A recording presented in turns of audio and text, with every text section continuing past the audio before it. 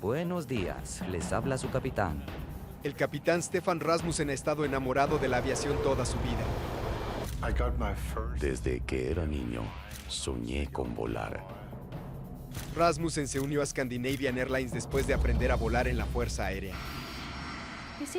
Disfrutaba mucho su trabajo. El 27 de diciembre de 1991, Rasmussen está al mando de un avión DC-9 de última generación. Ese vuelo lo llevará al límite de sus habilidades. Una falla en los motores provoca que su aeronave caiga del cielo. Fue una pesadilla. Estocolmo, Scandinavian 751. Vamos a estrellarnos. Lo que causó el accidente más desconcertante en la historia de Suecia es algo que los investigadores jamás hubieran imaginado. Los hallazgos realizados tras la investigación llevarán al vínculo estrecho que tiene Rasmussen con la aviación a un punto de quiebre. Sentí que no podía confiar en el avión.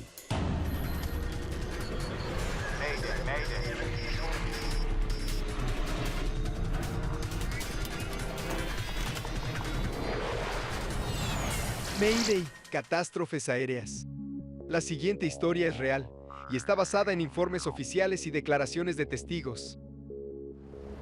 Piloto traicionado.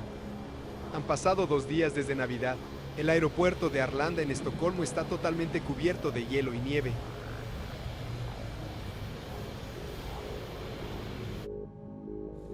Los pasajeros que abordan un vuelo a media mañana de Scandinavian Airlines hacia Copenhague se sienten bastante incómodos en la cabina. Habían dejado la calefacción encendida y hacía mucho calor. A medida que los pasajeros subían, se quitaban sus abrigos y zapatos porque parecía un sauna.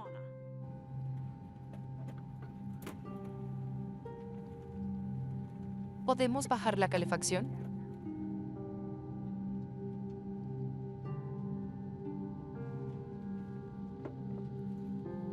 Todo está listo.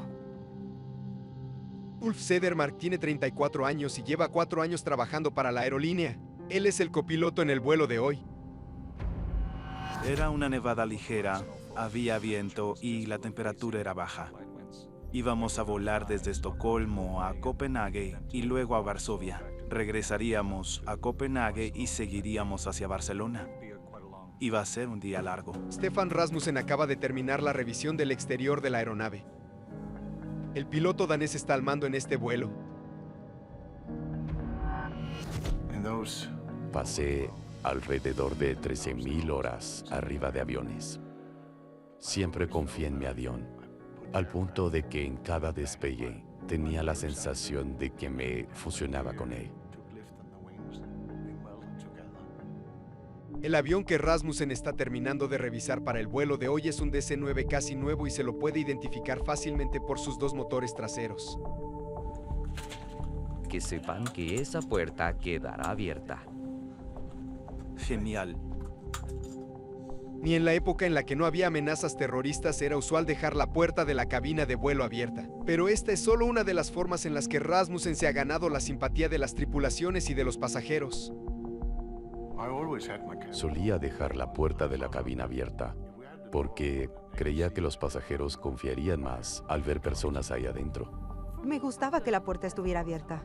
Sentía que había una conexión mayor con el resto de la tripulación. A pesar de que el clima invernal ha retrasado el vuelo, Rasmussen no comprometerá la seguridad por mantener el horario. ¿Cómo va la remoción de hielo? La parte inferior está lista. Ahora están limpiando arriba. Gracias. El personal de tierra ha quitado todo el hielo del avión luego de un pedido del capitán Rasmussen. Y ahora le están dando otra pasada. Tuvieron problemas para quitar la nieve de la parte superior del ala. Por eso estábamos un poco retrasados. Para el capitán Per Holmberg, este tipo de retraso es parte de la rutina de cada día. También vuela aviones modelo DC-9 para la aerolínea.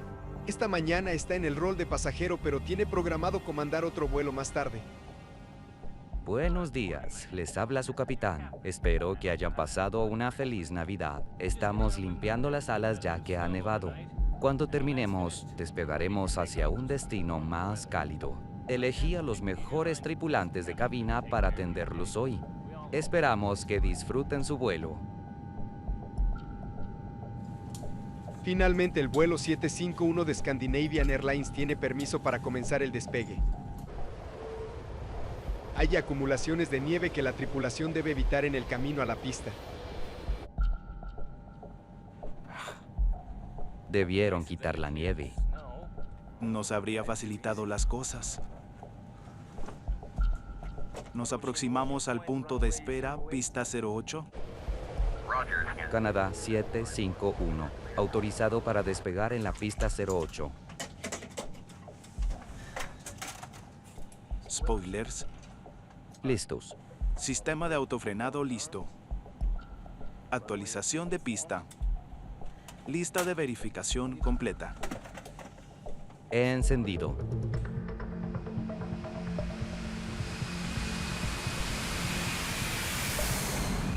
El despegue se da con normalidad a pesar de las condiciones invernales. B1 rotación.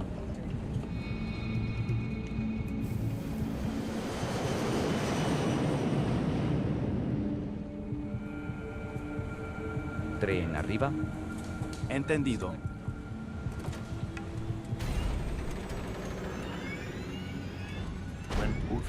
Cuando Ulf subió el tren, escuché algo raro. Un problema surge a solo 25 segundos de comenzado el vuelo cuando el avión empieza a ascender.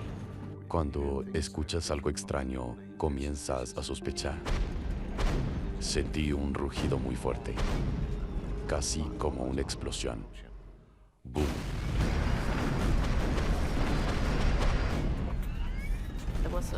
Hubo otro ruido fuerte. Me preguntaba qué era. Nunca había escuchado algo así. Todo apunta a que el ruido proviene del motor derecho. Parece grave. Parece una pérdida del compresor. Moví el acelerador derecho hacia atrás, pero sucedió algo extraño. La potencia del motor aumentó considerablemente cuando reduje el torque. Es como si giraras el volante hacia la izquierda y el coche fuera hacia la derecha. Estaba confundido.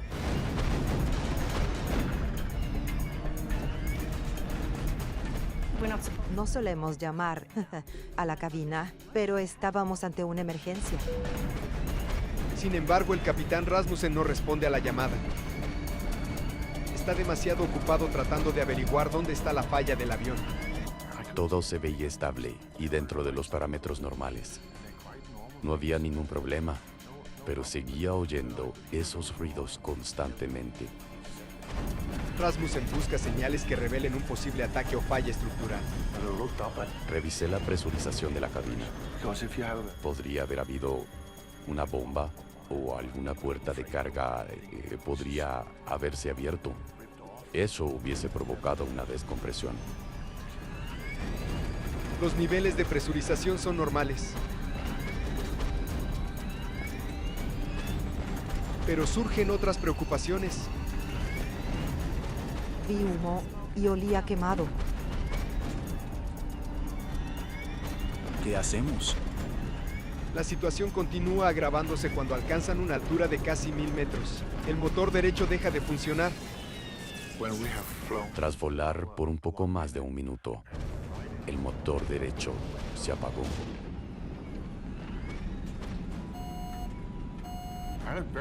Por un momento, pensé que estaba teniendo una pesadilla. Creí que era un sueño. Estaba muy confundido. Inmediatamente el motor izquierdo también deja de funcionar. Ahora la aeronave no tiene energía. Ambos motores se apagaron. No podía creerlo. No podía ser cierto. La aeronave modelo DC-9 comienza a caer del cielo a menos de 1 minuto y medio de haber despegado. Hubo un silencio absoluto.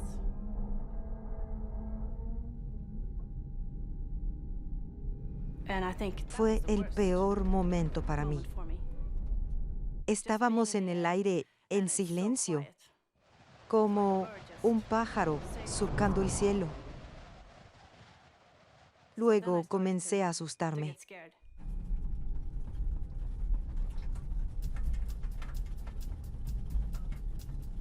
relé del motor. Los pilotos intentan reactivar los motores. Pero la situación empeora. El motor izquierdo estalla en llamas. Vi que la temperatura de los gases de escape subía rápidamente. La temperatura máxima era de 680 grados Celsius y vi que superaba los 800. Un incendio en el motor podría extenderse al resto del avión. ¿La jalo? La consecuencia de utilizar el extintor es que el motor izquierdo no podrá ser reactivado posteriormente.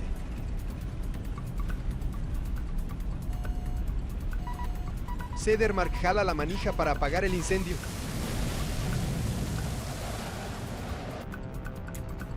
El capitán Per Holmberg puede observar que la tripulación está en problemas.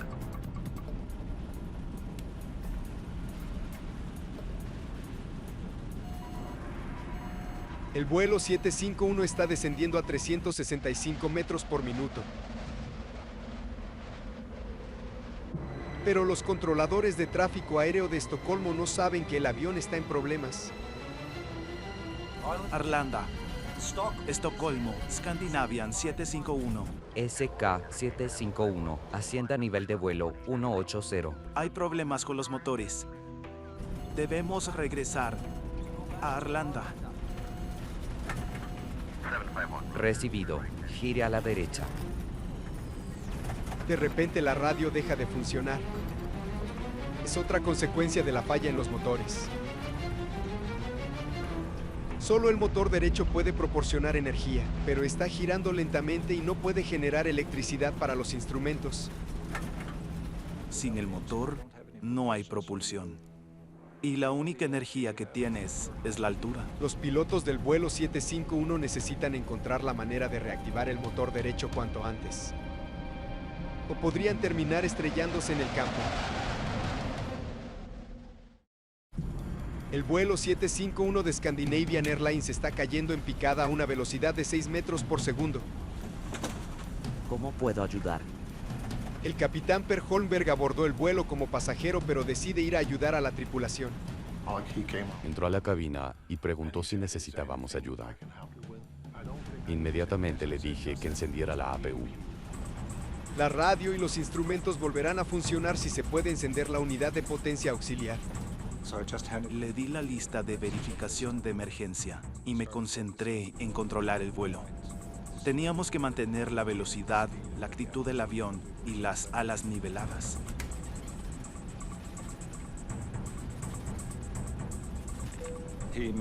Logró encender la unidad de potencia auxiliar y mis instrumentos de vuelo volvieron a funcionar. Pero por el contrario, los instrumentos del capitán Rasmussen siguen sin responder. Voló el avión de forma completamente manual. También se restaura la energía en la cabina. Pero no es consuelo suficiente para los pasajeros que saben que están en peligro.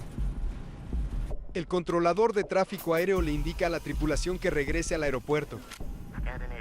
Puede girar a la derecha con rumbo 09 o 0, vectores de radar para 01.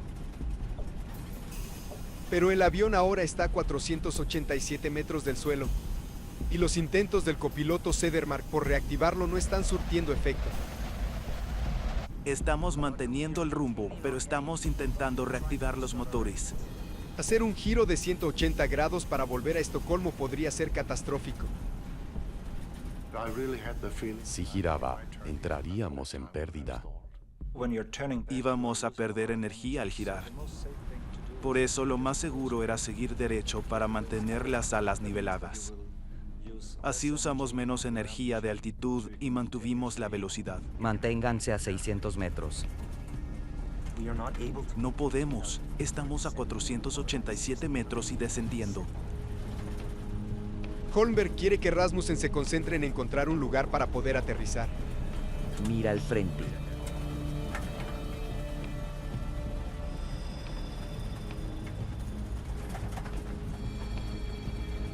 Mira al frente. Le insistí a Stefan que mirara al frente y que observara la trayectoria de vuelo. Tendremos un aterrizaje de emergencia. Aterrizaje de emergencia. Agáchense, agáchense. Gritamos incontables veces que se agachen. ¡Abrochen sus cinturones! Rasmussen busca un lugar para aterrizar su aeronave mientras los pasajeros se preparan. Mira al frente.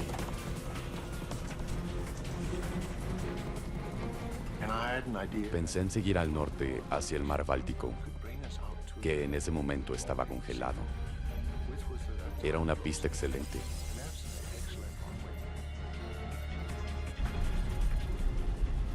Pero se encuentra planeando sin ninguna clase de potencia sobre un bosque tupido. Vi esa zona verde y había un pequeño punto vacío en el medio del bosque. Parecía un buen lugar.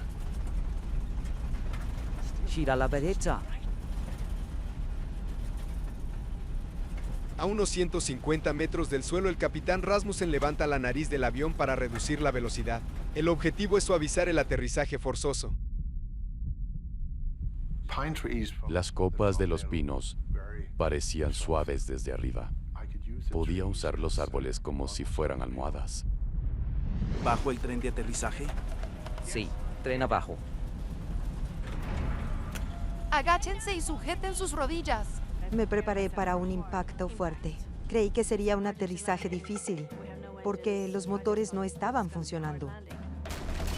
Scandinavian 751, estamos a punto de estrellarnos. No sentí miedo hasta que volamos hacia los árboles. Luego me asusté y supe que no lo lograríamos.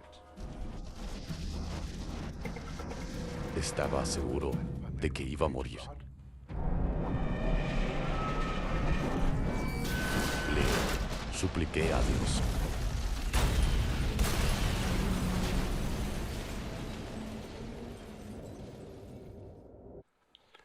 Y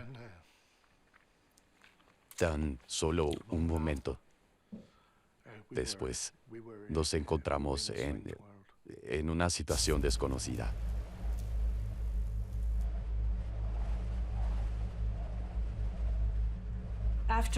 Tras detenernos, sentí el olor del combustible del avión. Pensé que todo iba a explotar. Miré a mi alrededor y vi la nieve, porque había una gran grieta en el fuselaje del avión frente a la cocina trasera. Y vi que podíamos escapar por allí.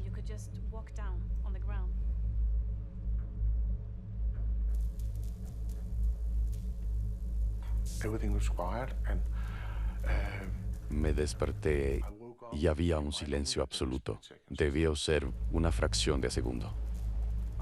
Temía haberme roto la columna y no poder volver a caminar. Recuerdo que estaba sentado y que movía los dedos y los pies para ver si podía controlarlos. Me dolía la mano porque me había roto un hueso y la frente me sangraba mucho. Y traté de limpiar toda la sangre que me caía sobre los ojos. Stefan nos dijo que teníamos que salir del avión.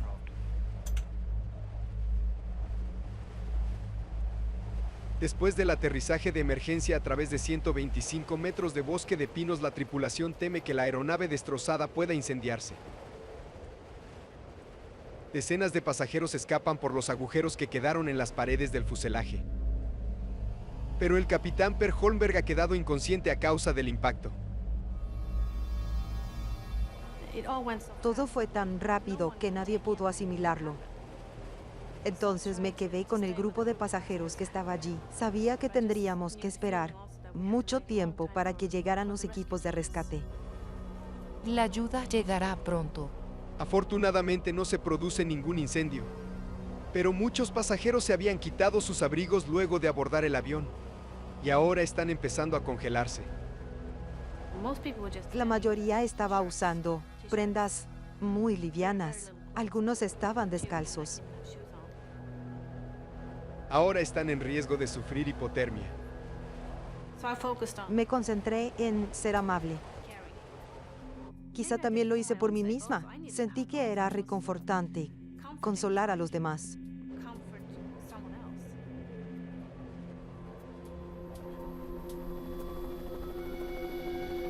Los restos del vuelo 751 de Scandinavian Airlines se encuentran a tan solo 15 kilómetros al noreste del aeropuerto de Estocolmo, Arlanda. El fuselaje ha quedado dividido en 3 partes. En el medio del caos nadie sabe cuántas personas han muerto a causa del accidente.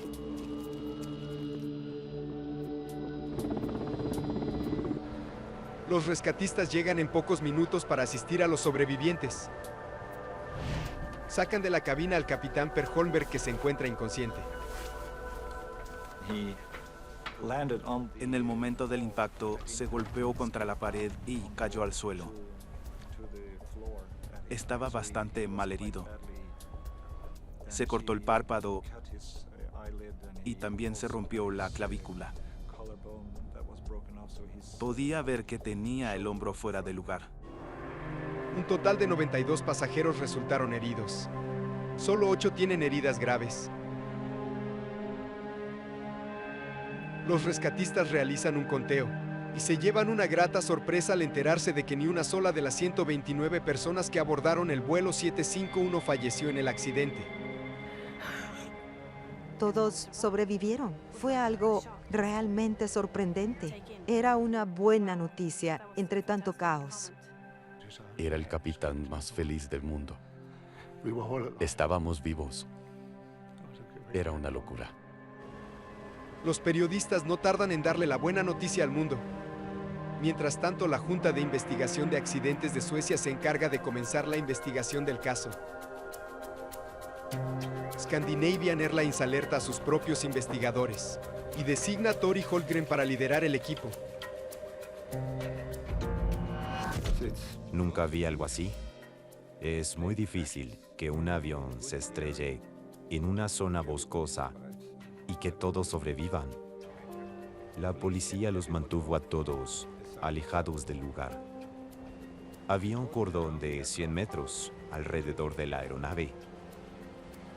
No hubo ningún incendio y teníamos el avión entero. Eso nos brindó datos valiosos. Henry Kellinder de la SAIB comienza a trabajar en la obtención de pruebas. Planificamos la obtención de la evidencia del lugar del accidente.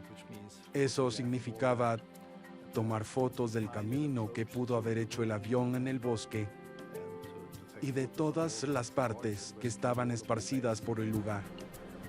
Consiguen recuperar de inmediato las 2 cajas negras que registran las conversaciones en la cabina y almacenan datos de vuelo.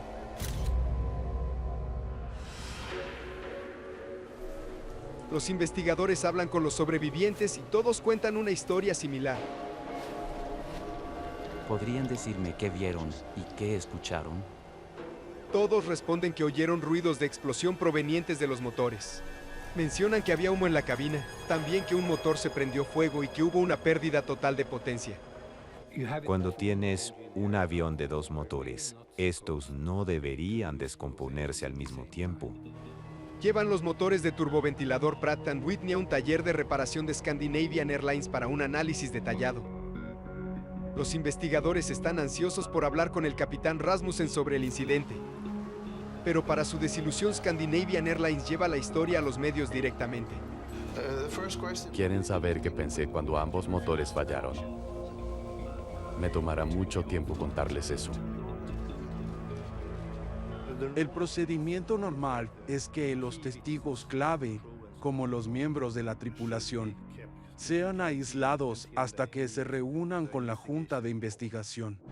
Los medios europeos celebran al capitán Stefan Rasmussen como un héroe por aterrizar el DC-9 a pesar de la falla en los motores. Pero los investigadores no descartan la posibilidad de que Rasmussen o su copiloto hayan cometido algún error que diera origen a la crisis. El capitán se lleva el honor y la gloria, pero también carga con los errores.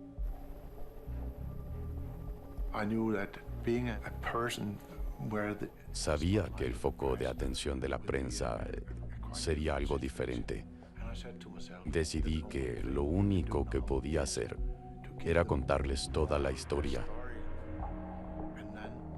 y luego rezar para que encontraran la causa.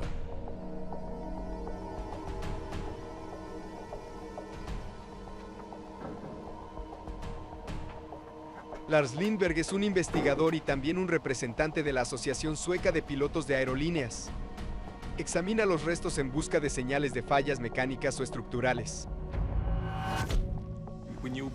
Sabíamos que los motores fallaron por algo y nos preguntábamos qué condiciones habían provocado esa falla. Me sorprendí la primera vez que vi los motores en el taller. ¿Esto es todo? A los motores les faltaban muchas partes. Nunca antes habíamos visto algo semejante. Los investigadores deben encontrar las piezas que faltan para descubrir lo que sucedió. Pero esas piezas ahora se encuentran entre los campos y bosques cubiertos de nieve.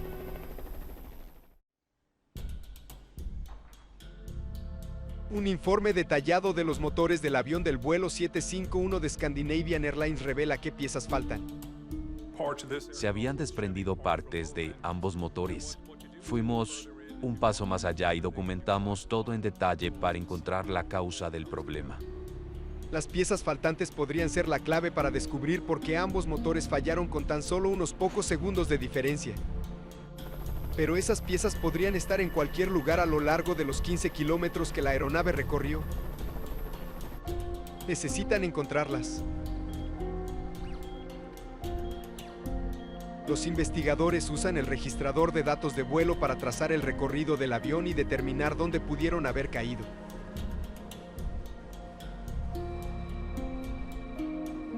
Recorren los campos cubiertos de nieve que conforman la trayectoria del avión. Finalmente el equipo encuentra 500 fragmentos. Pero solo son una parte de todo lo que falta. Muchos están muy estropeados. Los investigadores ven que algunos de los álabes de titanio están quemados. Teníamos titanio quemado dentro de ambos motores. Que el titanio se queme es un fenómeno extraño. Para que eso suceda, es necesario que la temperatura y la presión sean muy altas. Los investigadores examinan en profundidad la causa del problema de los motores. Hay un hundimiento en la línea de combustible del motor izquierdo. Todo indica que una pieza de metal de dentro del motor la golpeó a alta velocidad. El impacto causó su ruptura. Esta pieza se desprendió y golpeó la línea de combustible. Eso la rompió y roció combustible sobre el motor caliente. Claramente el motor se estaba desintegrando en pleno vuelo. Parece grave. Lo que descubrieron explica el incendio en el motor izquierdo. ¿Por qué se encontraron tantas piezas lejos del lugar del accidente? Pero los investigadores aún se preguntan por qué los motores fallaron en primer lugar. Los testimonios de los pasajeros y de la tripulación proporcionan una pista. Todos dijeron que hubo ruidos fuertes antes de que el motor izquierdo se incendiara. El registrador de voces de cabina captó estos sonidos. El sonido coincidía con el momento en el que se produjo el daño, según el registrador de datos de vuelo. Los investigadores conocen esos sonidos y ahora no quedan dudas. Los motores del DC-9 sufrieron una sobrecarga después del despegue. Los motores a reacción dependen de un flujo constante de aire para la combustión. Una serie de ventiladores mueve el aire entrante a través de varias etapas de compresión. Al interrumpir ese flujo, el combustible en la parte trasera de los motores se prende fuego y sale disparado hacia adelante. Una sobrecarga puede ser pequeña o grande. Puede llegar a afectar todo el motor. Parece grave. La sobrecarga fue muy violenta. En poco tiempo, la aeronave perdió la funcionalidad de sus dos motores, por lo que no podía generarse la fuerza de empuje. Básicamente, estaban en un planeador gigante.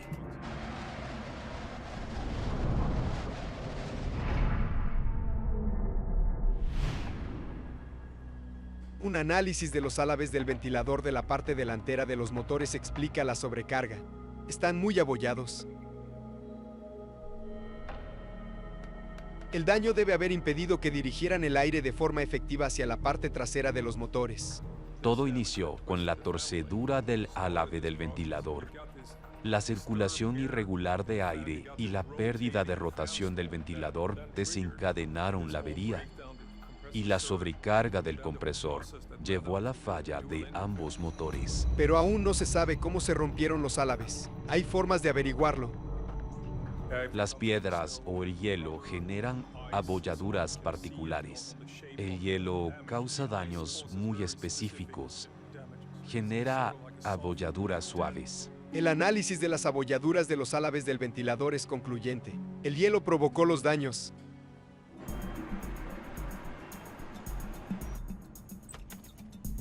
Ahora los investigadores quieren averiguar de dónde pudo haber venido el hielo. Veamos los datos del clima previos al accidente.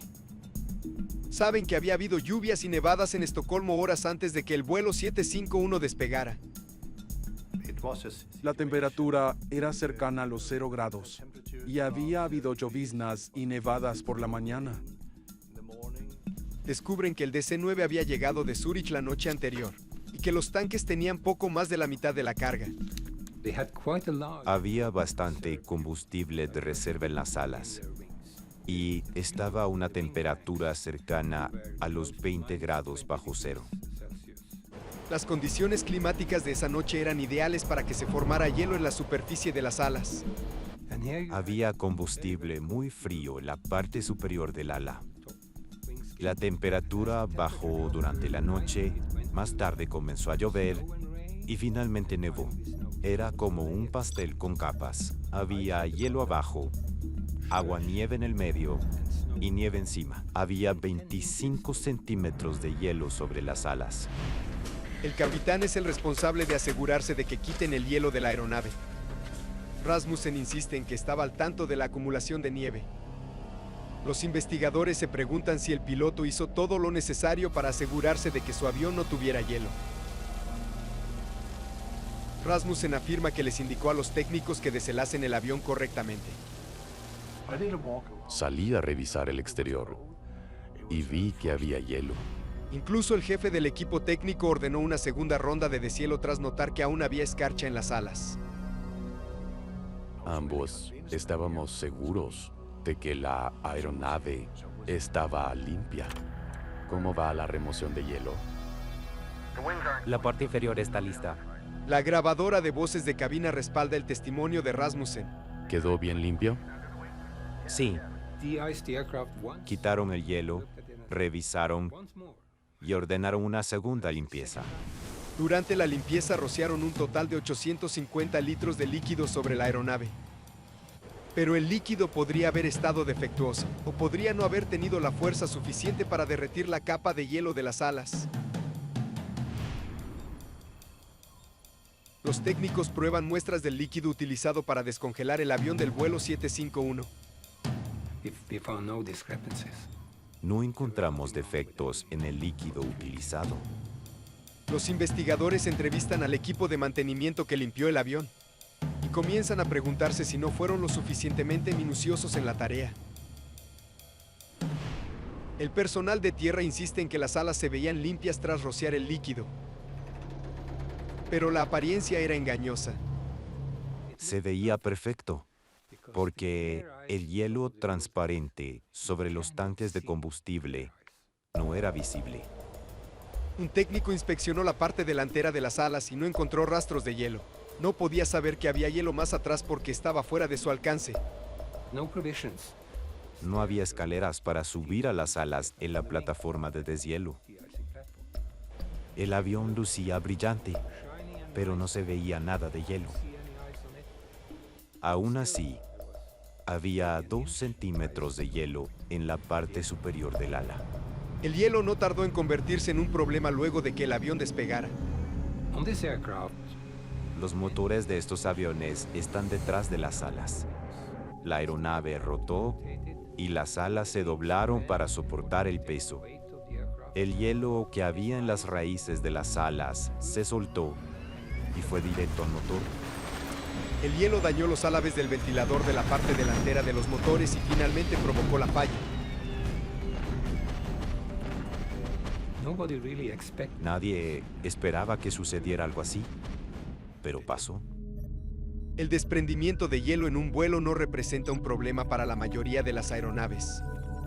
Pero la ubicación específica de los motores de un DC-9 hace que queden más expuestos a golpes. Los motores Pratt & Whitney del vuelo 751 fueron diseñados para soportar el ingreso de hielo. Así que debe haber otro motivo que explique este desastre.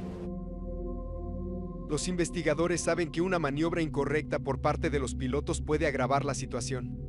Revisan minuciosamente los datos de vuelo para ver qué hicieron los pilotos cuando ocurrió la emergencia.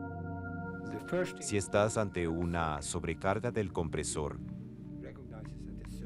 debes bajar la potencia. El capitán Rasmussen afirma que eso es lo que hizo. Debes retraer el acelerador y lograr el equilibrio entre el combustible y el aire entrantes. Y eso fue lo que hice.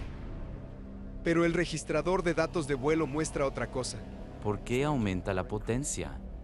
Los datos muestran con claridad que el empuje se redujo tras la sobrecarga del compresor.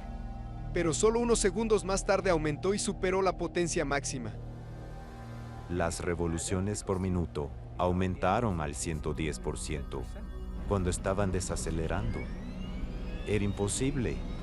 El polvo en suspensión podía bloquear los aceleradores. Si Rasmussen no empujó el acelerador, algo más debió acelerar la aeronave. Eso explicaría la confusión del capitán cuando sus motores comenzaron a acelerarse. Los pilotos pasamos por diversos entrenamientos de emergencia y simuladores. Y si de repente tu aeronave está haciendo algo extraño, es lógico que te confundas. Los investigadores siguen trabajando, pero no logran encontrar una explicación razonable para el aumento en el empuje. Nos frustraba no poder entender por qué el sistema hizo lo que hizo. Y entonces, a casi 2 meses de ocurrido el accidente, el fabricante del avión proporciona la respuesta. El culpable es un sistema llamado restauración automática de empuje. ¿Esto aumenta el empuje automáticamente al ascender? Las autoridades suecas se enteran de que la restauración automática de empuje se había introducido recientemente como una característica de seguridad en los aviones de Scandinavian Airlines. Se introdujo porque la Administración Federal de Aviación había descubierto que algunos pilotos reducían la aceleración en el despegue y en el aterrizaje para reducir el ruido en las zonas residenciales. La restauración automática de empuje se diseñó para evitar que se desacelerara a niveles peligrosos. Se activó cuando bajó la potencia. Descubrieron que Rasmussen redujo la potencia para evitar la sobrecarga del motor. Pero el sistema lo interpretó como una potencia muy baja y aumentó la aceleración automática. Por consiguiente, ese aumento en el empuje llevó a la aeronave al límite hasta que los motores se destruyeron. La investigación concluye que los pilotos siguieron los pasos adecuados para reducir la sobrecarga y prevenir la catástrofe. El código que maneja la restauración automática de empuje socavó los esfuerzos de la tripulación. Fue un simple código binario. Aceleró los motores, que estaban en pérdida por estar llenos de combustible, e hizo que recibieran aún más hasta autodestruirse. En tan solo unos pocos segundos, ambos quedaron destruidos.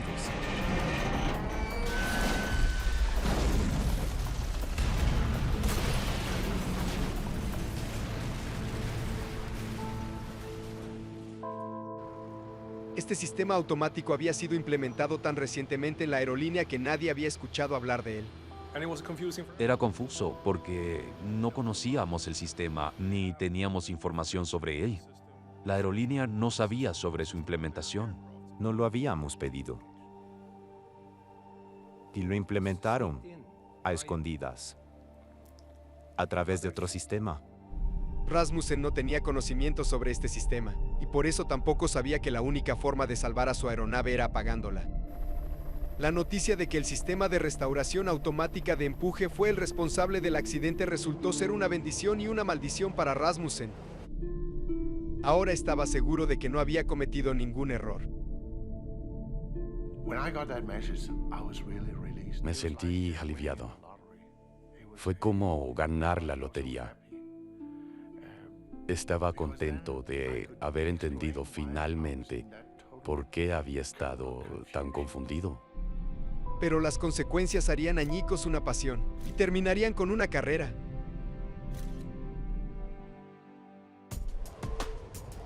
El 20 de octubre de 1993, la Junta Investigadora de Accidentes de Suecia publica su informe sobre el accidente del vuelo 751.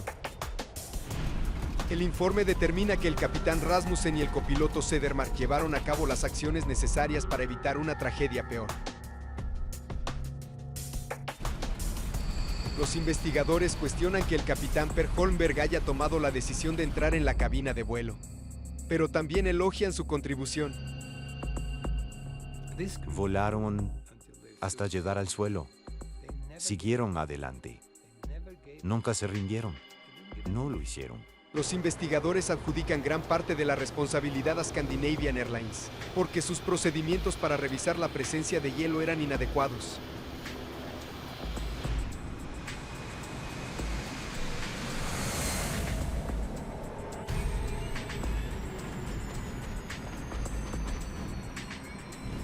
Es una pérdida del compresor.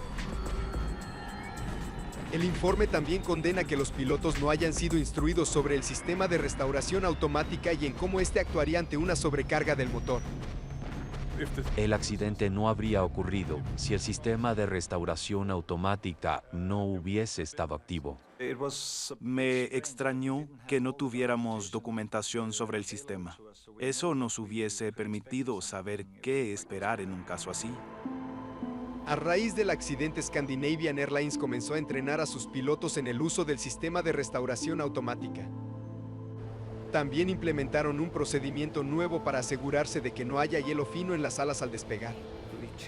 Cambiamos los procedimientos. Les dimos escaleras a los mecánicos.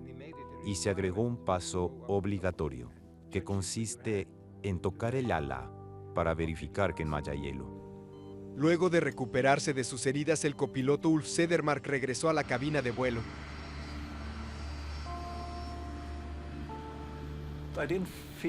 Esta situación no me hizo sentir que no podría volver a hacer mi trabajo. Pase lo que pase, sé que aún puedo ver la realidad y amo mi trabajo. Si sucede algo, puedo manejarlo. Pero el regreso de Stefan Rasmussen resultó ser mucho más difícil. He encendido.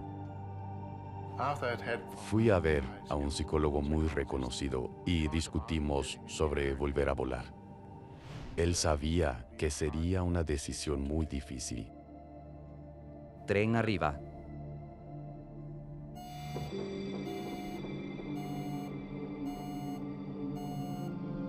Simulacro.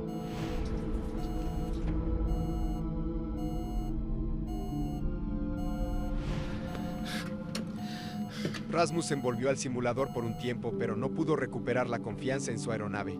Lo siento. Es una situación crítica.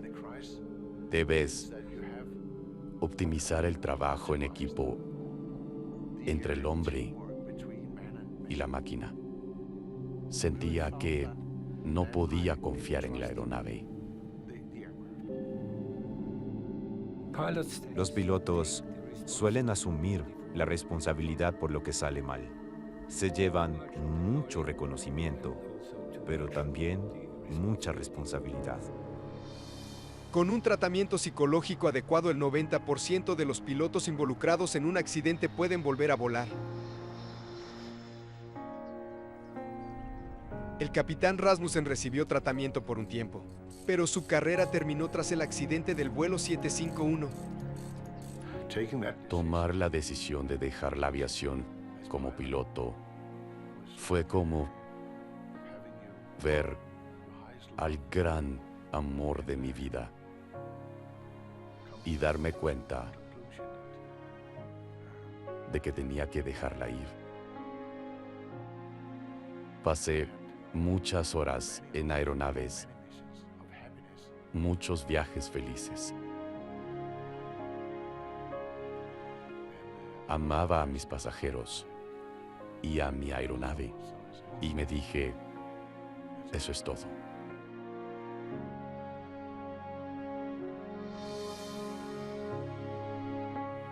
Nunca me arrepentí.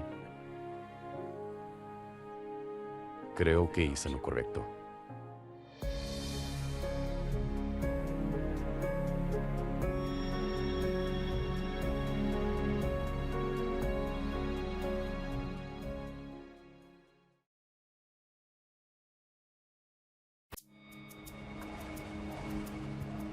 Es el día 12 de febrero del año 2009.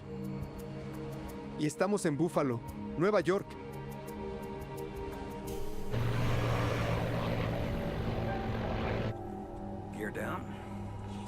Tren abajo. Listo. ¡Santo cielo! El avión entró en pérdida y no se recuperó.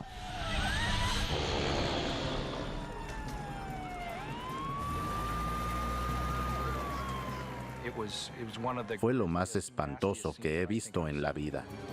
El accidente del vuelo 3407 de Continental Connection desencadenará una de las investigaciones más importantes en décadas, además de la lucha de un padre en duelo para cambiar las leyes que rigen a las aerolíneas pequeñas.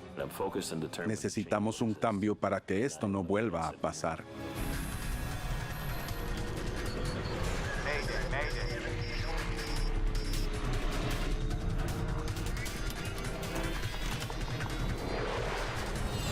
Mayday, catástrofes aéreas. La siguiente historia es real y está basada en informes oficiales y declaraciones de testigos. Cansancio mortal.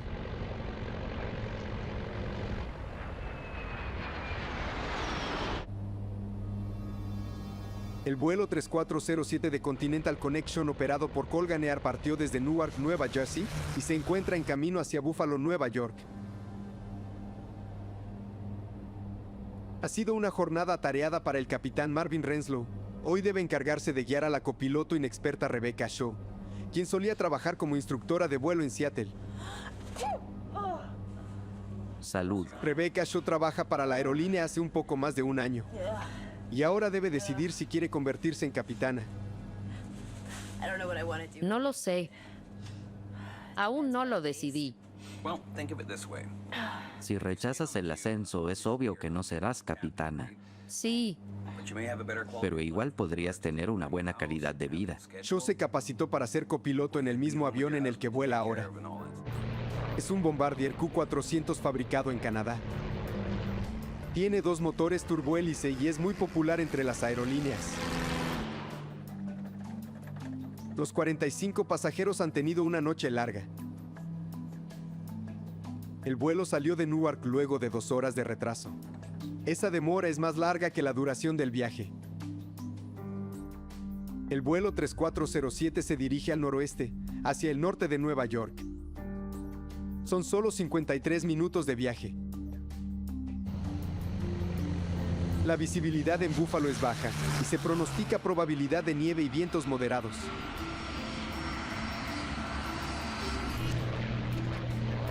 Un agua, por favor. Elise Kausner es una estudiante de Derecho en la Universidad de Florida, en Jacksonville. Y se dirige a Buffalo con el fin de visitar a su familia. Todos sus sobrinos la adoraban y 2 de ellos tenían un evento escolar, así que la invitaron a participar y ella no dudó en aceptar. Antes del vuelo nos llamó. Hola. Estaba en el aeropuerto Ya van más de 2 horas. y estaba molesta por el retraso. Les habla la copiloto. En este momento nos encontramos a unos 10 o 15 minutos de Buffalo. El cielo está algo nublado y está nevando un poco. Por favor, Permanezcan en sus asientos mientras nos preparamos para el aterrizaje. gracias. Pueden descender a 700 metros. Entendido. Bajando a 700. Repasemos las listas. La de aproximación y la de descenso. Velocidad. Ajustada. Flaps ajustados a 15 grados. Los pilotos revisan los instrumentos para verificar que estén bien configurados. Bien. Los pasajeros ya pueden vislumbrar las luces de los suburbios de Buffalo. Justo antes de llegar al aeropuerto, el avión sobrevuela el poblado de Clarence Center.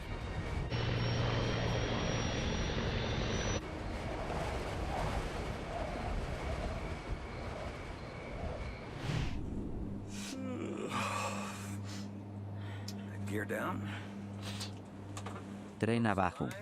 Listo. Flaps a 15. Extender los flaps aumenta la sustentación del avión, con el fin de reducir la velocidad para la aproximación final.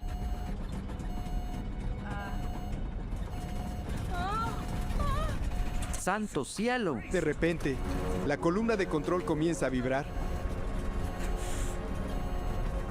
El avión Q-400 está perdiendo el control.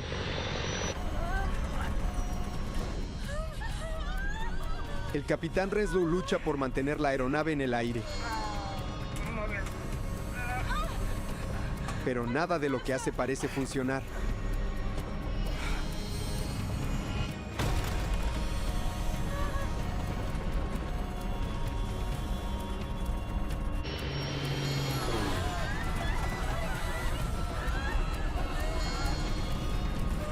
¿Qué sucede?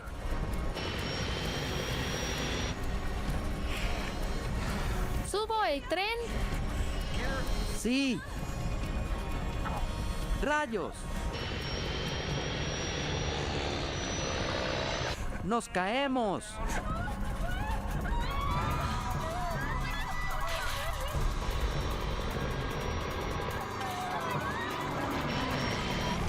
El avión se estrella sobre una casa ubicada en el 6038 de Long Street.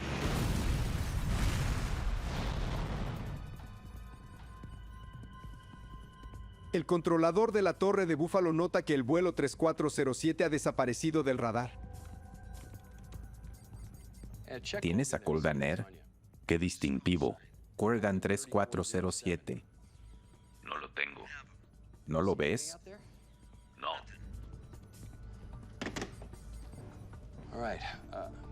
Llamen a los bomberos. Nos dijeron que un avión había causado un incendio, así que me vestí lo más rápido que pude, me subí al camión y me dirigí hacia la escena. Los bomberos no tienen que ir muy lejos. La casa de la familia Belinsky, ubicada en el 6038 de Long Street, está a menos de una cuadra de la estación de bomberos. El fuego iluminaba todo el pueblo. Había mucho humo y llamaradas enormes. Karen Belinsky y su hija logran salir de la casa en llamas con vida, pero su esposo Douglas muere atrapado. Creí que era imposible que alguien sobreviviera y luego me informaron que estaban por llevar a 2 personas al hospital. Pensé que eran 2 bomberos, pero me dijeron que se trataba de sobrevivientes de la casa. Tuve que acercarme y verlo con mis propios ojos porque no podía creerlo. Los bomberos nunca habían visto un incendio de esta magnitud.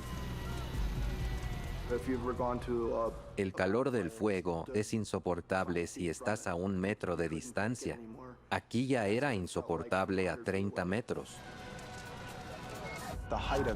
Las llamas eran enormes porque el combustible del avión las alimentó.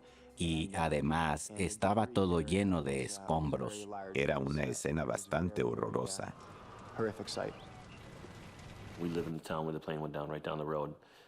Vivíamos cerca. Mi hijo pasó manejando por el lugar y me llamó para decirme que un avión se había caído, pero ni se nos ocurrió que podía ser el avión de Elise.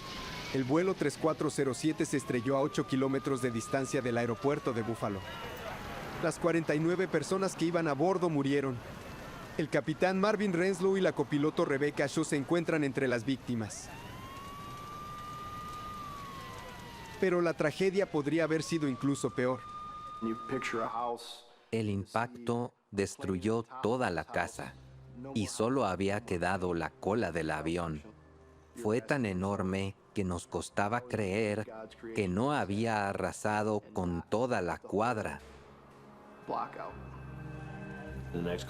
Al rato me enteré de que era el avión de Elise y que no había sobrevivientes. Y cuando mi esposa lo escuchó, se derrumbó. Nunca la había oído gritar así y espero nunca volver a hacerlo. Todo esto sucedió en los 45 minutos posteriores al accidente.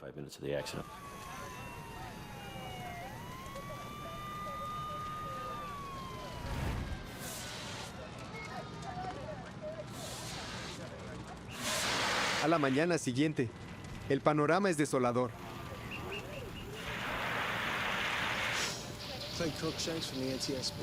Empezaré a investigar. Clint Cruikshanks es uno de los primeros investigadores en el caso. Cuando llegué, todavía había un incendio producido por una fuga de gas. Los bomberos lo apagaban, pero se volvía a encender al poco tiempo. Creo que fue lo más espantoso que he visto en la vida. Si bien el vuelo 3407 era un avión pequeño, provocó el peor accidente en Estados Unidos de los últimos 7 años y se convertirá en una de las investigaciones más importantes a cargo de la NTSB.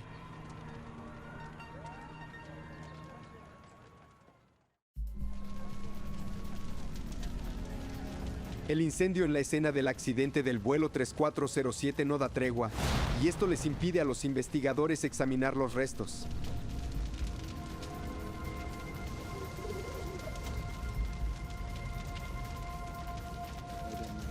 Busquemos por allí. Los restos estaban dentro de la casa, en donde el incendio seguía activo. Nos preocupaba perder evidencia, y si no se lograba apagar el fuego para poder entrar, no íbamos a conseguir la evidencia necesaria para la investigación. Clint Cruikshanks necesita recuperar con urgencia las cajas negras del avión, ya que podrían contener pistas valiosas acerca del accidente. Estaban en la cola del avión. Los investigadores no suelen adentrarse en las escenas cuando hay incendios activos. Pero si no logran recuperar las cajas negras, es posible que nunca puedan descubrir la causa detrás del accidente. Comenzamos a buscar y localizamos varias piezas importantes. Debe estar aquí. El acceso está del otro lado. Cortemos un agujero aquí, ¿sí? Cortamos un agujero en el costado del fuselaje y entramos por allí a sacar las grabadoras. Bien, veamos. Para el gran alivio de todos, las grabadoras están intactas. Cuando logramos sacarlas, las enviamos de inmediato a las oficinas de Washington. Ahora los investigadores enfrentan otro desafío. En la escena, los pocos restos que quedan de la aeronave están mezclados por completo con otros restos humanos y escombros de la casa. Las partes del avión quedaron tapadas por otros restos, a unos 3 metros de profundidad. Las autoridades se preguntan cómo pueden recuperar de este caos la evidencia que necesitan. Y reciben la ayuda que tanto necesitan de una fuente muy inusual. Un grupo de estudiantes que está aprendiendo a procesar escenas del crimen asume la labor de separar los restos humanos de los escombros. Eran estudiantes de antropología forense y esta experiencia les sirvió para poner en práctica sus conocimientos. Por allí hay otra pieza. Gracias a la ardua labor de los estudiantes, los investigadores se pueden concentrar en buscar los restos del avión. Nos dedicamos de lleno a identificar y a separar los restos en distintas pilas, de acuerdo a si pertenecían a la casa o al avión. Lo primero que quería averiguar era si el avión tenía todas sus partes cuando se produjo el accidente. Los investigadores analizan los restos para determinar si están presentes las 4 esquinas del avión, es decir, la nariz, la cola y ambas puntas de las alas.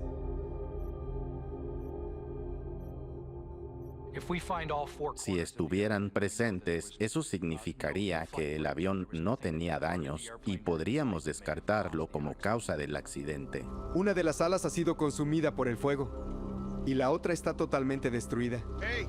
¡Mira esto! Pero los investigadores de a poco van encontrando lo que buscaban. Es la pieza que faltaba.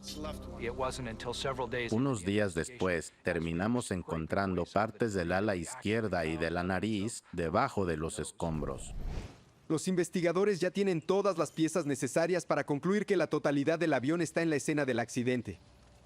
Por lo tanto, la causa del accidente no fue una ruptura durante el vuelo.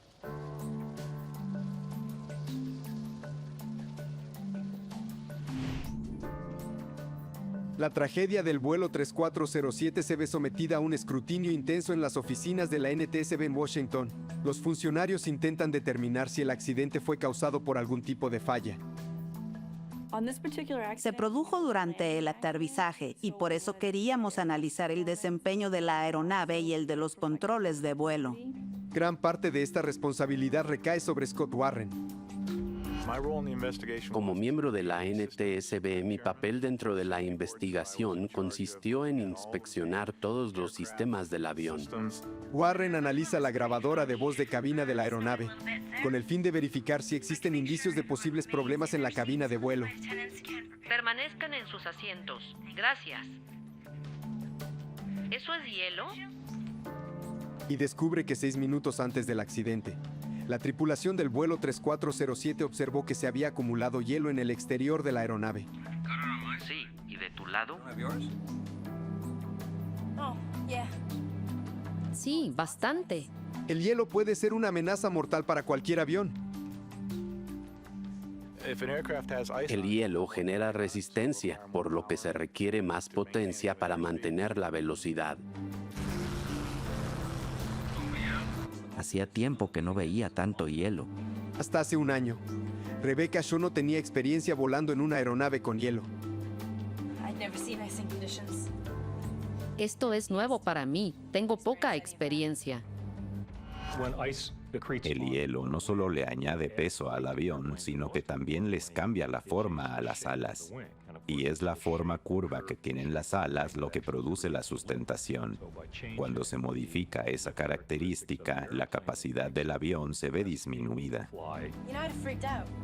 La primera vez que vi hielo, Me asusté y pensé que nos íbamos a caer. Hicieron bien en notar que había hielo, pero también deberían haber verificado que el sistema anticongelante estuviera activado, y no hay nada en la grabación que indique que lo hayan hecho. Flapsa 15. La grabadora de voz de cabina indica que el stick shaker se activó unos pocos minutos después de que la tripulación detectara la presencia de hielo. Esto les avisaba que el avión estaba por entrar en pérdida, y les advertía que estaban a punto de caer. Momentos después, eso fue precisamente lo que sucedió.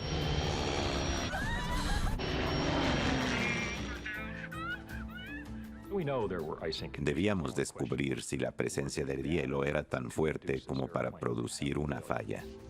El hielo pasa a ser el sospechoso principal detrás del accidente del vuelo 3407. Probémoslo. Estábamos convencidos. Todos creíamos que el hielo había sido la causa del accidente, así que basamos la investigación en eso. Pero varios familiares de las víctimas no están tan convencidos. Al principio pensamos que el hielo había causado la caída del avión, pero luego comenzamos a hablar con personas que sabían sobre aviación y ellas nos decían que lo del hielo no tenía sentido. Algunos investigadores comparten esa sospecha. Scott Warren sabe que el sistema anticongelante de la aeronave Q400 es muy sofisticado. Está diseñado para evitar que el hielo se acumule en las alas y en otras partes cruciales del avión. Para evitar la acumulación de hielo, el avión tiene unas cámaras neumáticas en la parte frontal llamadas botas de deshielo. Una serie de válvulas infla las botas con aire de los motores, que luego se utiliza para eliminar el hielo. Las botas se inflan periódicamente y ese aire es lo que rompe el hielo acumulado. Warren se pregunta si la tripulación del vuelo 3407 efectivamente activó el sistema anticongelante del avión. Así que decide analizar los datos de la otra caja negra del avión, que contiene la grabadora de datos de vuelo. Este dispositivo almacena información sobre todos los sistemas del avión, incluido el anticongelante. La grabadora nos indicó que el sistema anticongelante había estado activo durante casi todo el vuelo y al momento del accidente aún seguía activo. Pero ahora Warren debe averiguar si el mecanismo realmente estaba funcionando. Descubrir ese dato fue importante para la investigación, pero debíamos indagar aún más. Para lograrlo, Warren necesita encontrar los restos del sistema anticongelante y verificar si estaba o no activo cuando la aeronave cayó. El equipo de Crookshanks intenta encontrar las válvulas, que son un componente crucial del sistema. Esto es lo que buscamos. Le mostramos al equipo imágenes para que supieran qué buscar. Encontrar las válvulas era crucial para verificar que habían estado funcionando. Las válvulas son un componente clave del sistema anticongelante, ya que son las que mueven el aire desde los motores.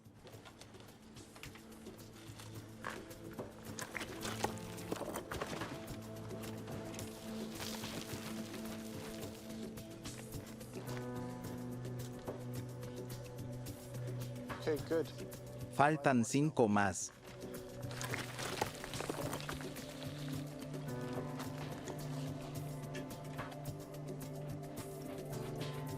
Finalmente, se lograron recuperar 5 de las 6 válvulas del avión.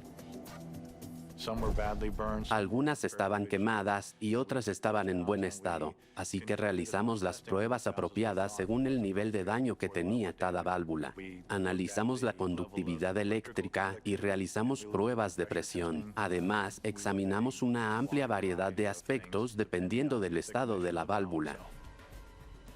Según los resultados, todas funcionaban correctamente. ¿Eso es hielo? Sí, ¿y de tu lado? Los investigadores deben considerar otra posibilidad. Sí, bastante. Es posible que haya habido tanto hielo en las alas que el sistema anticongelante no pudo eliminarlo a tiempo. Hacía tiempo que no veía tanto hielo. No sería la primera vez que sucede. En 1994, un avión de pasajeros francés se estrelló en Indiana luego de que se le acumulara una cantidad catastrófica de hielo en las alas.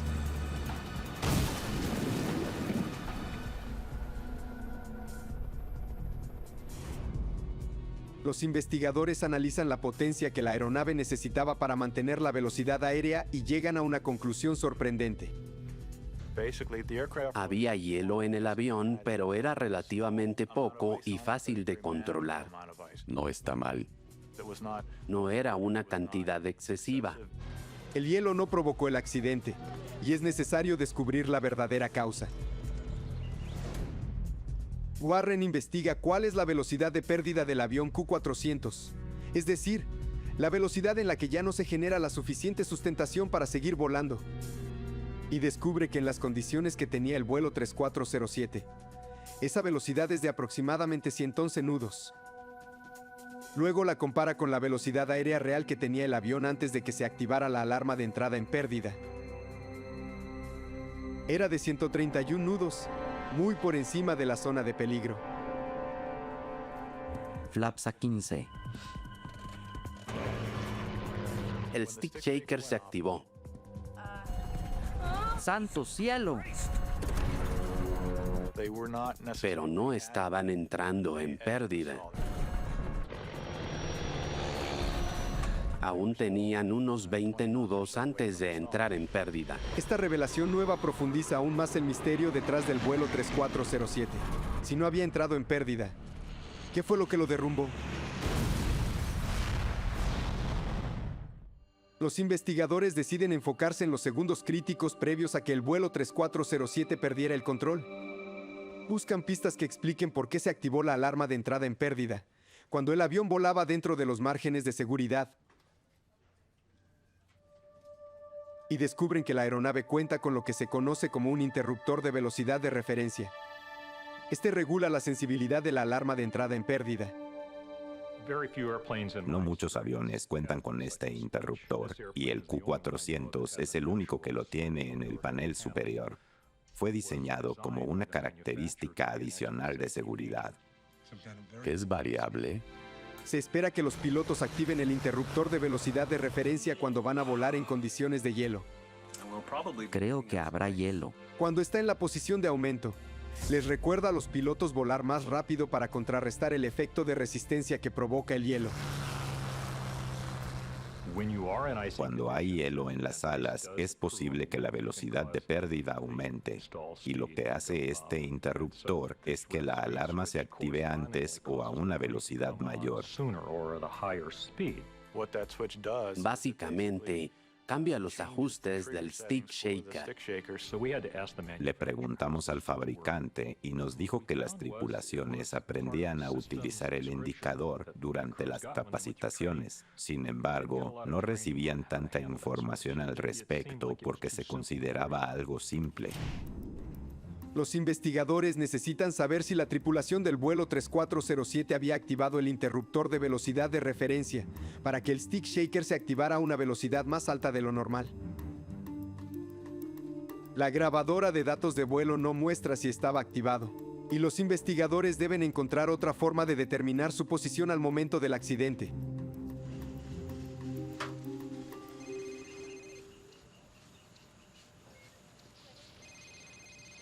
¿Hola? Clint Cruikshanks recibe un pedido nuevo. De acuerdo. Debe lograr recuperar el panel de la aeronave Q400 en donde se encontraba el interruptor de velocidad de referencia. Será un desafío porque el panel estaba en la cabina de vuelo. La mayor parte del avión se había prendido fuego y no encontramos nada excepto aluminio fundido, cables quemados y ceniza. Pero luego de una búsqueda exhaustiva, Cruikshanks descubre que el panel es una de las pocas piezas de la cabina de vuelo que logró conservarse. ¡Qué suerte! Sin embargo, los interruptores casi ni se distinguen. Cruikshanks intenta comprobar la posición que tenía el interruptor de velocidad de referencia. Y estaba configurado para activar la alarma a una velocidad más alta de lo normal. El interruptor estaba en la posición de aumento. Esta información nueva solo sirve para plantear más preguntas. Creo que habrá hielo. Según los datos de la grabadora de voz de cabina, el capitán ordenó que el avión volara a la velocidad de aproximación normal al momento de comenzar el descenso sobre Buffalo. Tren abajo. Pero lo extraño es que como el interruptor de velocidad de referencia estaba activado, la velocidad en realidad debería haber sido mayor. Y el interruptor debería habérselo recordado. Entonces, ¿por qué no lo hizo? Según los ajustes configurados, la computadora del avión le advirtió a la tripulación que volara más rápido con una serie de barras rojas en el indicador de velocidad aérea. Podrías tener una buena calidad de vida. Estas barras sirven como advertencia de la inminente activación del stick shaker. ¿No lo crees? Si hubiesen prestado atención, habrían notado que la velocidad era demasiado baja. ¡Santo cielo! Parece que a Renslow y a Shaw la situación los tomó por sorpresa, pero aún así podrían haberla corregido con facilidad. Deberían haber apagado el interruptor o bajado la nariz y aumentado la velocidad aérea. Los investigadores ya saben que el vuelo 3407 no corría riesgo de entrar en pérdida cuando se activó el stick shaker. Y necesitan saber qué fue lo que pasó después de que se activara la alarma de entrada en pérdida. Gracias a la información que brindaron las grabadoras del vuelo, se construye una simulación animada del accidente. Esto pasa después del stick shaker. La simulación muestra que justo después de activarse el stick shaker, el avión se elevó de repente. Esta acción disminuyó de manera dramática la velocidad de la aeronave, y allí fue cuando entró en pérdida. El avión entró en pérdida y no se recuperó, por lo que terminó cayendo. Los investigadores quedan desconcertados al descubrir que la aeronave aún no había entrado en pérdida cuando se activó el stick shaker. La entrada en pérdida fue segundos después. Cada acción de la tripulación durante ese momento ahora requiere de un escrutinio minucioso. ¿Qué hicieron? Es un gran enigma. ¿Cómo es posible que una tripulación bien capacitada pudiera hacer que una aeronave que no estaba en pérdida cayera en tan solo una cuestión de segundos? Es un misterio que suceda sin razón aparente y se supone que ninguna tripulación debería provocarlo. No se entiende el porqué. El enfoque de la investigación ahora recae sobre la tripulación, específicamente sobre las acciones que llevaron a cabo durante los segundos críticos después de que se activara la alarma de entrada en pérdida. Queríamos ver si la forma en que volaron el avión se correspondía con los procedimientos estándares descritos en los manuales de vuelo. La grabadora de datos de vuelo almacena información de más de 1000 aspectos diferentes de las operaciones de la aeronave Q400. Se muestra la velocidad y la altitud y las posiciones de los pedales del timón y de los aceleradores. Además, registra los movimientos de la columna de control, que es uno de los instrumentos más importantes del avión. Los pilotos utilizan la columna de control para cambiar las posiciones de los elevadores y alerones, para así manipular la dirección del avión. La grabadora de datos de vuelo no solo guarda información sobre la posición de la columna de control, sino también sobre la fuerza que se aplica al moverla. La columna de control tiene sensores incorporados, gracias a los cuales se registran las posiciones. Al examinar las posiciones de la columna de control, Scott Warren descubre algo impactante. Luego de que se activara el stick shaker, el capitán debería haber empujado la columna para bajar la nariz del avión y ganar velocidad. Pero por algún motivo, hizo todo lo contrario. La respuesta normal hubiese sido mover la columna hacia adelante, pero la tripulación la movió hacia atrás. Ese movimiento provocó que la nariz se moviera hacia arriba, haciendo que la velocidad aérea disminuyera y que la aeronave finalmente entrara en pérdida. El capitán Renslow al parecer no supo manejar una de las maniobras de pilotaje más elementales y no logró salir de la pérdida. La maniobra requiere aumentar la velocidad aérea para salir de la zona de peligro. Es un procedimiento muy simple. Se debe empujar el yugo hacia adelante y aumentar la potencia. Si en algún momento el capitán hubiese realizado esas acciones, podría haber recuperado el control al instante. La evidencia indica que el accidente se podía evitar y no había razón para que el avión cayera. Los investigadores también descubren que cuando la copiloto Sue intentó hacer algo para resolver la situación, sin saberlo terminó empeorándola. Levanté los flaps. Al retraer los flaps mientras el avión luchaba por mantenerse en el aire, la sustentación se redujo aún más. Si la copiloto bajaba la nariz del avión y aumentaba la potencia, el accidente se habría evitado. Es triste reconocer que estos errores suceden y que ocasionan tragedias terribles. Los investigadores llegaron a una conclusión y afirman que el accidente se produjo debido a la falla del capitán Renslow al momento de responder a la alarma de entrada en pérdida. En lugar de una falla mecánica, se trató de un error del piloto. Y por eso se contacta a Evan Byrne, que es especialista en rendimiento humano. La primera pregunta que se plantea es por qué los pilotos no notaron que la velocidad aérea era demasiado baja para las condiciones de hielo en que se encontraban. Al examinar este caso, notamos que el capitán no vio las señales claras de que la velocidad estaba disminuyendo. Byrne escucha la grabación de la cabina de vuelo para tratar de descifrar cuál fue la causa detrás de ese descuido. Así es. Estaría cerca de casa y de tu esposo. Descubre que la tripulación había estado charlando durante el vuelo, y la conversación continuó durante la aproximación al aterrizaje. Esta es una violación de la regla conocida como cabina de vuelo estéril, que prohíbe cualquier conversación que no sea esencial durante las fases críticas del vuelo. Dijeron que me ascenderían. Pero no les creo. Solo se puede hablar sobre las operaciones de vuelo. Repasemos las listas, la de aproximación y la de descenso. Claro. A ver, velocidad. Byrne también descubre que debido a las charlas en la cabina de vuelo, la tripulación realizó tarde las listas de verificación cruciales. La presión hidráulica es correcta. Es posible que la tripulación haya estado tan distraída que no logró notar la barra roja que le indicaba que la velocidad del avión era demasiado baja. Verificación completa. Muy bien. Cuando las tripulaciones no respetan los procedimientos estándares y realizan las listas de verificación tarde, se vuelven vulnerables a cometer errores sin darse cuenta. Eso podría desencadenar en consecuencias inesperadas a las que se debe responder de inmediato. La evidencia es incuestionable. La tripulación del vuelo 3407 estaba muy distraída durante la aproximación.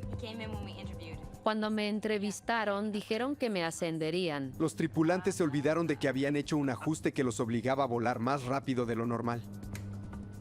Ninguno notó las advertencias de que la velocidad era muy baja para las condiciones de hielo.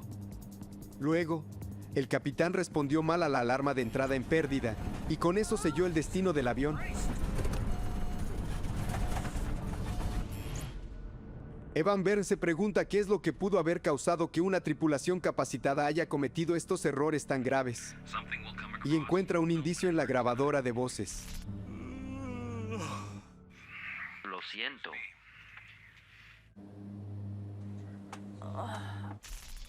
La tripulación mostraba signos de cansancio. ¿Será que Renslow y Shaw estaban demasiado cansados como para poder funcionar de manera efectiva? Es una pregunta difícil, y para responderla habrá que rastrear sus movimientos durante las 72 horas previas al accidente. En toda investigación es necesario recopilar la mayor cantidad posible de datos. Byrne entrevista a las familias de los pilotos. Hola, señora Renslow. Además, examina los registros de llamadas y mensajes de texto de los pilotos. Y entra al sistema informático de la aerolínea para determinar en qué momento la tripulación se conectó para chequear el itinerario. Debe rastrear cada uno de sus movimientos. ¿A qué hora salió de casa? Hablamos con otras personas que trabajaban para la aerolínea y les preguntamos sobre las actividades recientes de la tripulación. Descubre que ninguno de los dos pilotos vivía cerca de la ciudad de Newark. Pero sus sueldos no les alcanzaban para poder quedarse en hoteles. El capitán Renslow ganaba $60,000 al año trabajando para Colgan Air. Y la copiloto Shaw ganaba menos de $16,000 al año, un sueldo bastante menor al de un conductor de autobús promedio. Como resultado, ambos tuvieron que atravesar el país para llegar a Newark. El capitán Renslow viajó desde su casa en Florida y Rebecca Shaw desde la ciudad de Seattle. De hecho, la copiloto había estado viajando toda la noche en un vuelo de carga que conectaba a través de Memphis. Y el capitán había dormido en el salón para tripulantes de la aerolínea en el aeropuerto de Newark. Venía de haber trabajado 2 días seguidos. Hubo testigos que lo vieron durmiendo en un sofá del salón. La aerolínea no lo permitía, pero los pilotos que no podían pagarse un alojamiento lo hacían igual. Los registros indican que a las 3:10 de la madrugada, Renslow estaba despierto y revisó el itinerario en la red informática de la aerolínea.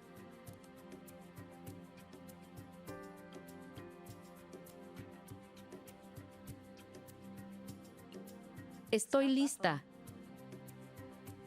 A las 7:29 de la mañana, Rebecca Shaw le envió un mensaje de texto a su esposo para avisarle que ya había llegado a Newark. Hola, cariño.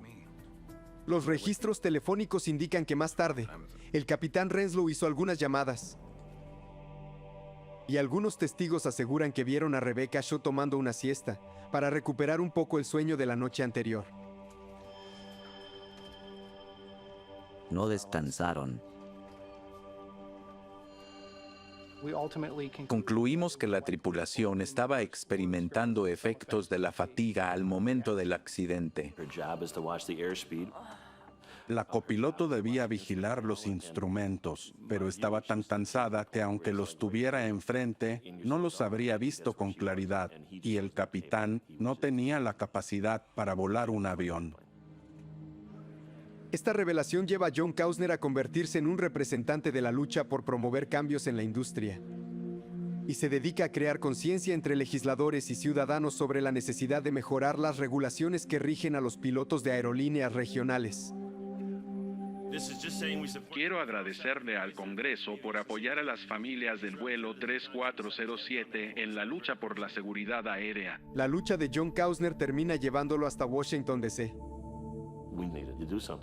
Comenzamos a viajar a Washington casi todas las semanas para abogar por nuestra causa. Todas las familias nos unimos de inmediato y supimos que teníamos una lucha en común. El accidente del vuelo 3407 centró la atención del mundo en un problema de seguridad que iba en aumento. y los familiares de las víctimas serán los encargados de ayudar a eliminar esa amenaza. El accidente del vuelo 3407 expuso las deficiencias generalizadas en las regulaciones para las aerolíneas regionales. Estas aerolíneas pequeñas constituyen la mitad de todos los vuelos diarios en Estados Unidos. Por lo general, sus pilotos son jóvenes con poca experiencia, que trabajan largas horas por un sueldo bajo. Tienen muy baja seguridad, requieren bastante menos formación y habilidades y pagan menos, por lo que no atraen a pilotos más capaces. Los sueldos son bastante bajos y ya no atraemos al mismo nivel de solicitantes que antes. A veces se necesita personal con urgencia y se contrata a quien cumpla con los mínimos requisitos. En Estados Unidos, 5 de los 7 accidentes fatales de aviones de pasajeros en los últimos 10 años han involucrado a aerolíneas regionales. Entre ellos se incluye el accidente del vuelo 5191 de Delta Connection en agosto de 2006, que mató a 49 personas cuando la tripulación despegó desde la pista equivocada.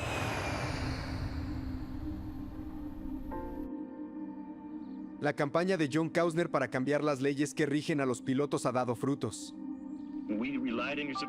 Queremos agradecerles a todos por el apoyo que nos brindaron. 1 año y medio después del accidente, gracias a la lucha de Kausner y familiares de las víctimas, el Senado de Estados Unidos aprobó una ley que endurece los requisitos de entrenamiento y obliga a la Administración Federal de Aviación a crear reglas sobre la fatiga de los pilotos. Ya se están realizando estudios sobre el problema de los pilotos fatigados. En la Universidad de Iowa se está desarrollando un sistema que podría ayudarles a los pilotos a resistir la fatiga. Tiene el fin de que se mantengan concentrados en la tarea de volar, para así prevenir tragedias como la del vuelo 3407. Thomas Schnell es un ingeniero de factores humanos.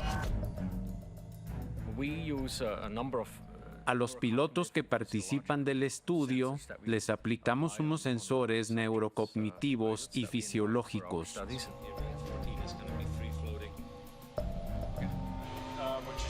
Busca analizar la concentración de los pilotos dentro de la cabina, mientras un sujeto de prueba realiza un vuelo en un simulador. Gracias a los sensores, puede determinar qué tan alerta y comprometido está el piloto. La investigación podría llevar al desarrollo de detectores de fatiga en los aviones.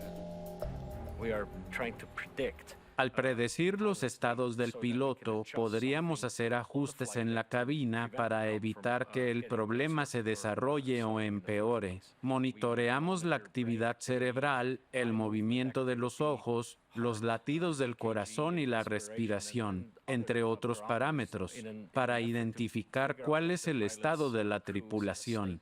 Queremos saber si están cansados, estresados o distraídos. En esta sección se lo ve somnoliento y se le nota en los ojos que está algo aburrido. Schnell le instruye al simulador de vuelo que provoque una falla de sistema grave en la cabina. Dejó de funcionar. Los sistemas hidráulicos están fallando. Vamos a ver su capacidad cerebral. Prepárense. Cuando una tripulación está fatigada, es posible que reaccione de manera más lenta y que cometa errores. De hecho, precisamente esos errores fueron los que cometieron el capitán Renslow y la copiloto Shaw. Terminaron causando el accidente del vuelo 3407. Y 50 personas murieron.